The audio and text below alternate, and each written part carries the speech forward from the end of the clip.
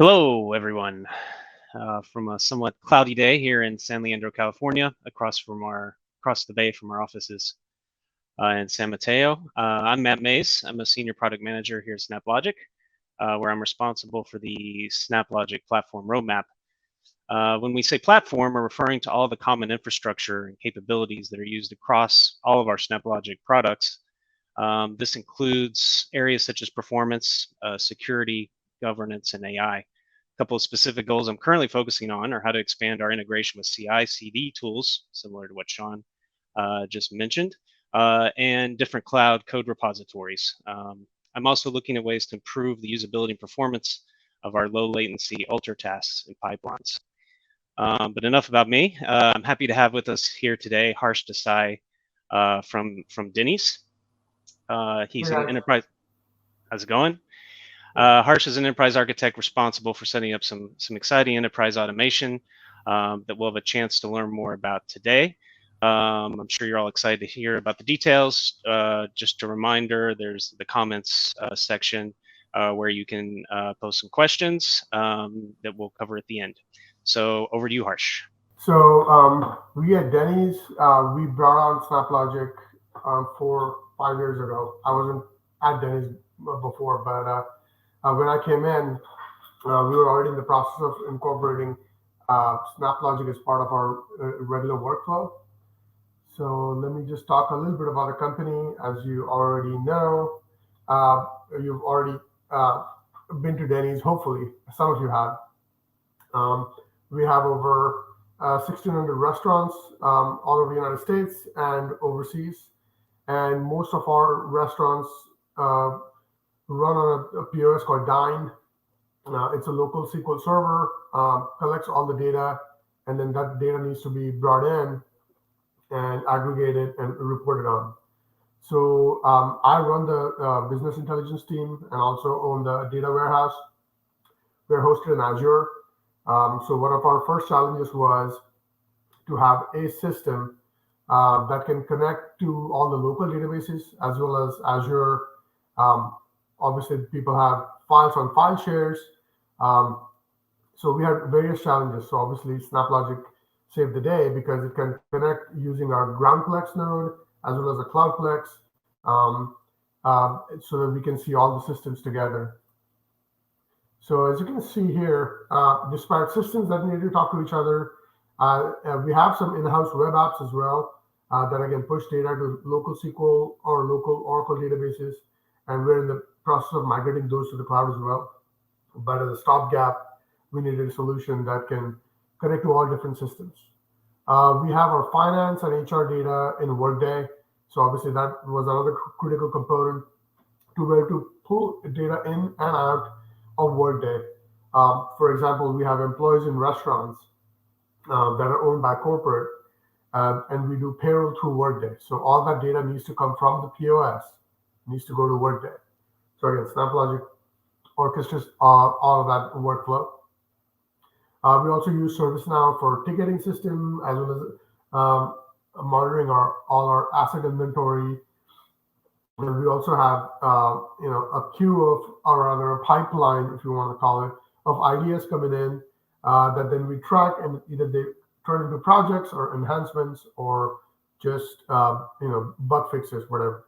So beyond that, we are also using ServiceNow as a repository for all the restaurant-related information, whether this is a franchisee restaurant or a corporate restaurant, what's the address, any other attributes. So being able to connect ServiceNow, Workday, and all the other systems is seamless through SnapLogic. And obviously, this is the overall architecture. Like I said, we have disparate data sources. We have emails coming in. We have files on file shares. We have Active Directory users that either need to be onboarded or phased out when they leave. We have external APIs that we need to call, like external vendors, or external vendors who need to call us and want to call an API. And obviously, we use triggered pipelines on SnapLogic to do that. Uh, and emails, we can monitor email box inboxes. and create workflows, which I'll talk about briefly, or rather shortly.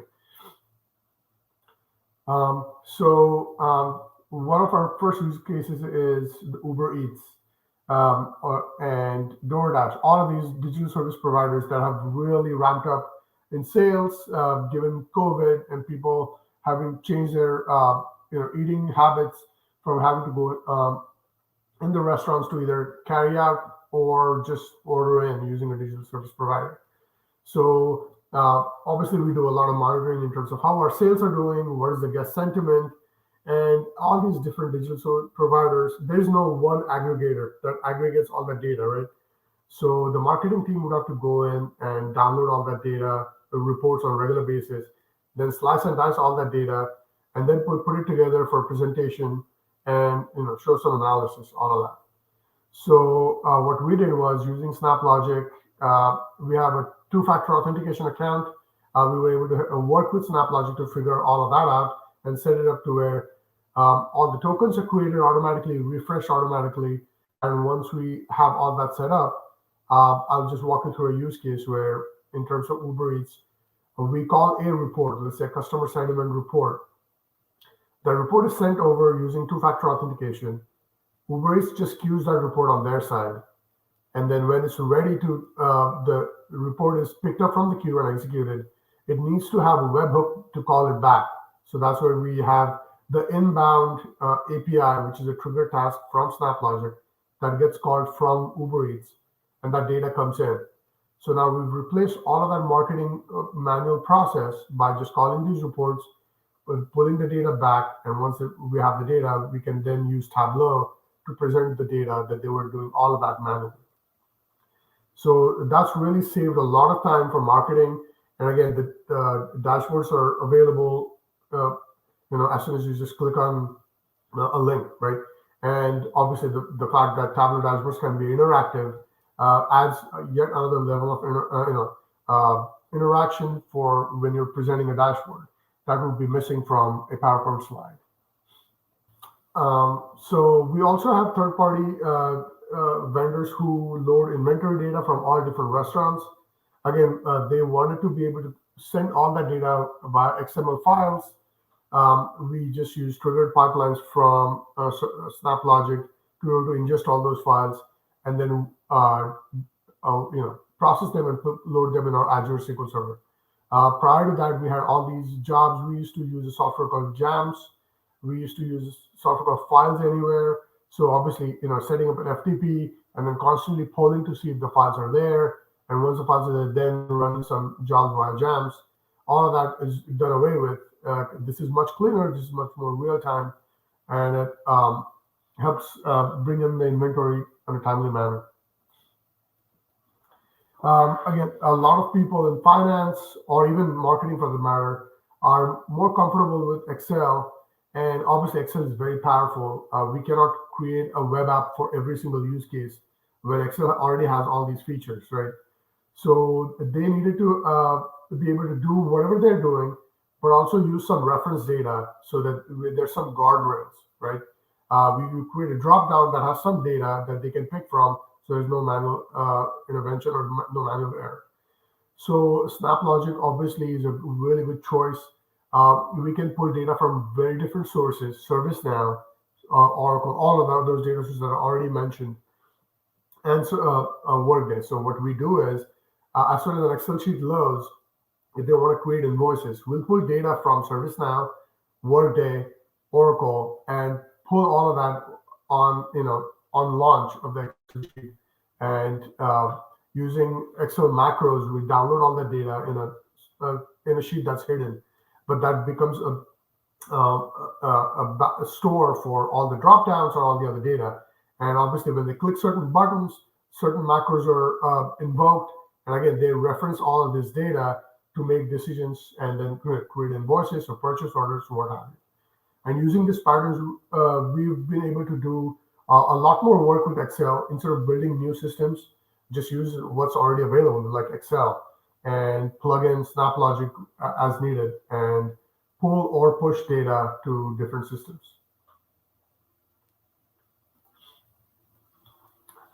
Email bots are something that have, again, are a stopgap solution until we have a permanent solution in place for, let's say, a vendor who does not have an FTP platform or does not have an API.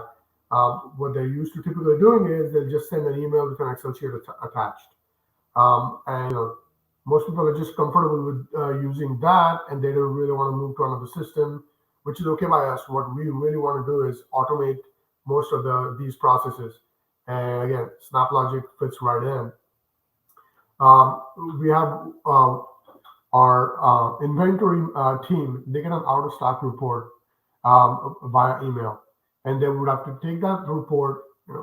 Again, just like the marketing team did, they would have to transform this report, send out an email saying that, hey, so and so, this report it concerns you because some of these items on the West Coast are out of stock. So, franchisee, we are notifying you. What we did was we just created the email bot that takes care of, reading those emails at a particular time. It's always polling. As soon as that email comes in, it reads the Excel attachment, loads it to Azure, does all the transformations, and creates a Tableau dashboard, which then, when you come in, we have a security layer on top of the Tableau. And using the ServiceNow data, we know if you're a franchisee, you have access to certain restaurants, then they'll be only able to see the out-of-stock report for those restaurants. So all of that is now automated. And then we started extending that idea further. We created a master bot or a main bot or whatever you want to call it. It's a generic bot that just checks that inbox, a shared inbox for anything and everything. And then there's just like a switch case statements there, right? Like a logic. Hey, so-and-so email has come through, send it to this child pipeline or go to this child pipeline. So now we can do a whole lot of orchestration through the master bot and then send it to all these child pipelines to invoke the different workflows. For example, we have an audit team, need audit reports from Workday. It's related to separation of duties or sensitive access. Who has access to finance? They want to make sure that the same person doesn't have access to, let's say, the vendors, so they cannot add themselves a vendor and create invoices for themselves or whatever. Or they don't have access to HR data if they're from finance. So all of these reports would have to be manually run in Workday and then compiled into 3 different Excel sheets, and then apply transformations. So what we instead did was anyone from the audit team can send an email to this bot, to this shared email box, and we do all that work for you. We call 3 different audit reports, then combine all of them into one Excel sheet and just send it back to whoever sent that email. Obviously, because we know who the sender is and they become the recipient as part of that whole workflow. So again, that is something that removes dependency on a person in audit doing a specific job. Now, if they're on vacation, anyone else from the audit team can obviously send that same email and get the data instead of having to wait on a person. And, we can obviously extend this pattern to many different use cases. With Workday, there are certain drawbacks. Workday is very powerful, but there are certain features that are not available, or they're going to be available a year from now. What do you do then, right? For example, we have this one use case where we had multiple invoices that needed to be matched with multiple POs. And at that point in time, there was no way to do that in Workday. So we created a web app outside of just using Vue.js and Node.js, as a backend server. We created this web app, and using SnapLogic pipelines, we were pulling in data live from Workday, and then the finance team would come in, check multiple invoices, check multiple POs, and then match them.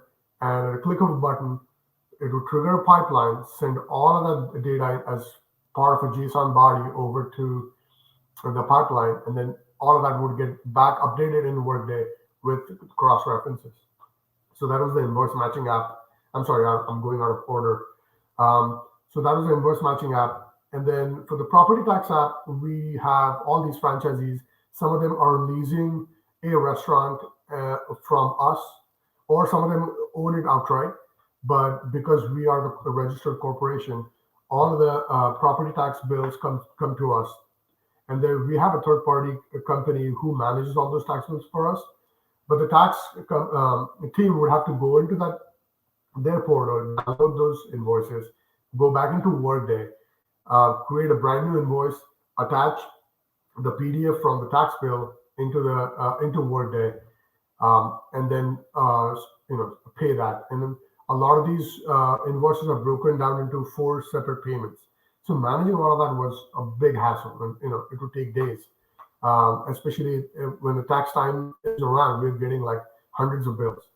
So we created this again. It's a Vue.js app, and backed by all these SnapLogic pipelines that pull the data from the third-party vendor using their APIs ahead of time.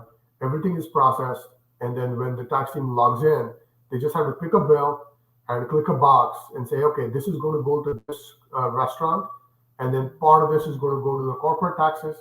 So just a few clicks, and when they finally submit the invoice, the Workday pipeline in SnapLogic takes care of everything. It takes the PDF from the database. It takes all the data from the UI as well as the database, and creates a brand new invoice in Workday, attaches the PDF to that invoice, and submits that invoice for approval. That saves them so much time, and obviously they can focus on other stuff. And finally, the sales management app. Again, it's a Vue.js app that we built, Node.js. It's all getting all the data from all the POS systems, SQL Server based. The SnapLogic brings in all of that data, transforms it into our data warehouse. So we have the transaction data and then the rolled up data warehouse, data in fact tables. Once all of that is computed, it gets pushed into the sales management application. And then the finance team can come in, make changes to, let's say, hey, I don't see this deposit or I don't see this receipt. They'll go in and manually make those changes based on what they hear from the restaurant managers if something is off. Once all those changes are made, every weekend a SnapLogic pipeline runs, picks up all this data, and posts these journal entries to Workday. Because obviously we are a public organization company, we have to report all the sales, right? So it's critical in posting all those journal entries. We also have Essbase cubes in Oracle, so all of that data gets posted to Essbase cubes using SnapLogic as well. So those are the 3, Workday, Essbase, ServiceNow related use cases we have. And again, our focus has been as part of BI and data team is to automate as many tasks as possible. And obviously having this Logic platform, being able to own that platform for myself was big because we were able to put in place many reusable practices and best practices using some of the posts we would read on the forums or just get help from SnapLogic. And we were able to quickly build solutions that, whenever as stopgap or permanent solutions, when, well fleshed out APIs or sources were available to us. So it's been a key player in terms of, getting all of these ideas from scratch to hitting production for us.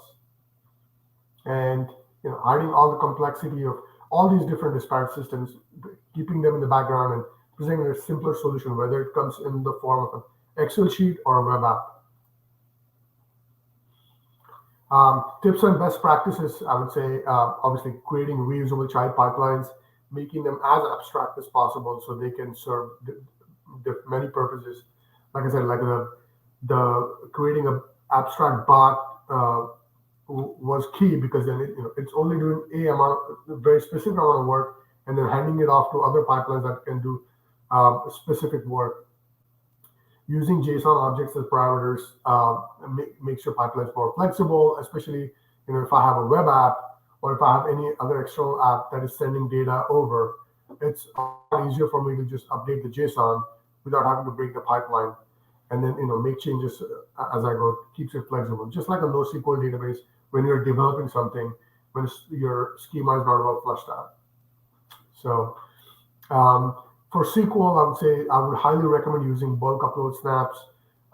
We were able to reduce, we were bringing data from Vegas into our Azure system. It was taking 6 hours because the team earlier were using SQL insert.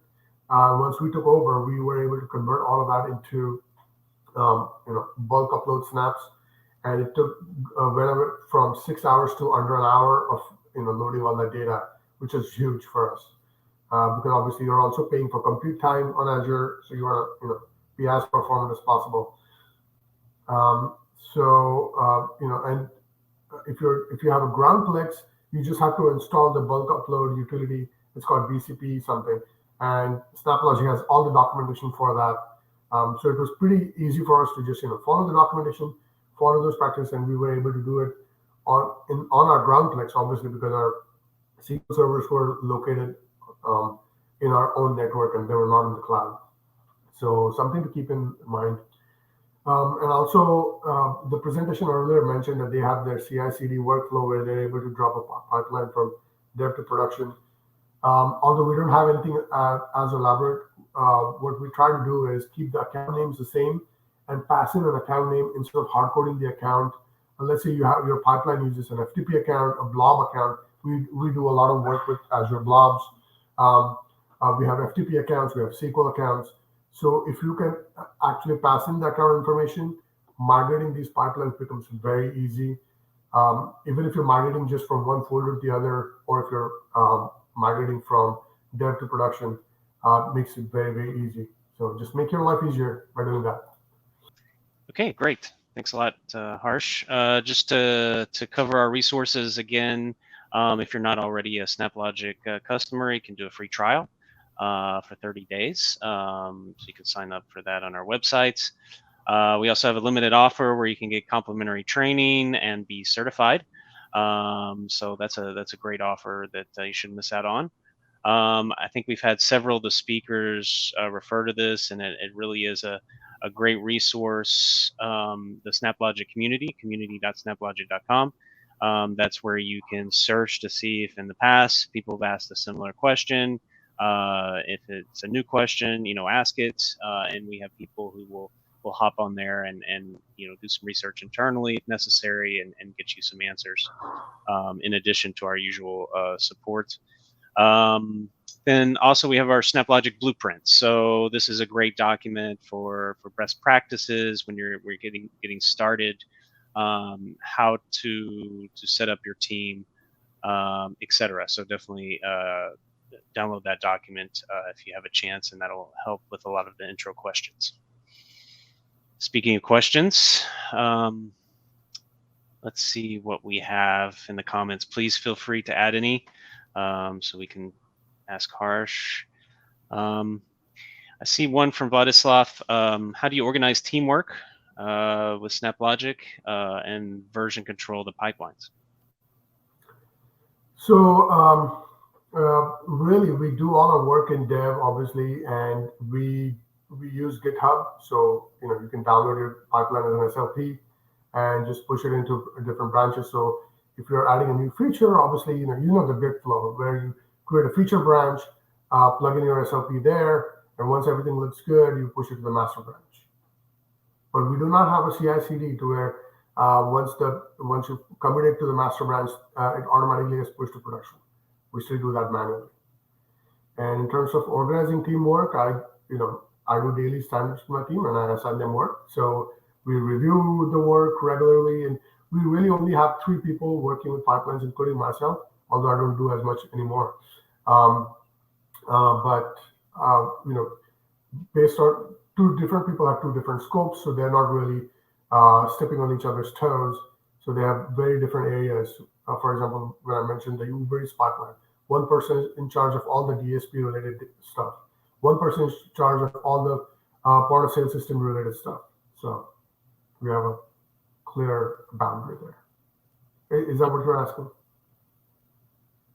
Yeah, I think that was address the question. How do you sort of organize your branching? Like what different branches do you have, and how do you associate those with the different orgs and environments? Right. So really, it's just like a web app or any other app that you develop, you start with a master branch, you've checked in all your pipelines based on different, so you have folders in SnapLogic, right? So every folder becomes a folder in your repository, right? So you have a main repository for SnapLogic, and then under that you have different folders, and then you check in your pipelines there, and then you can fork your one of your folders into a separate feature and work on your pipelines there. Once your pipeline is ready and test it out, then you check it back in and push it to master when it's all done, feature complete. Okay. And do you have a separate sort of DevOps team that's also looking at the different environments, or is that all handled by your team directly? All the sort of it's all handled by my team. Okay. Yeah. Okay, great. And are you using the native GitHub integration, or are you using in the pipelines REST snaps and things like that? No, we are not. We're not. We just have a GitHub repository, and then we use VS Code, or we'll just use the GitHub desktop software to just create branches and merge and do all of that. Okay. Okay, great. And sort of looking forward to the future, do you have any sort of big projects planned for SnapLogic, like future integrations? What are you looking at? Again, we're going to build whatever the business demands. So we don't have a specific idea in mind yet, but whenever business comes to us, like, this digital service provider project came out of nowhere. So then the next thing we're going to be working on is Grubhub. We're doing Grubhub integration. We also have this platform called Olo, which is online ordering. So we're doing essentially the same thing that we did with Uber Eats, but we're setting up reporting using Olo again, which is a manual process right now.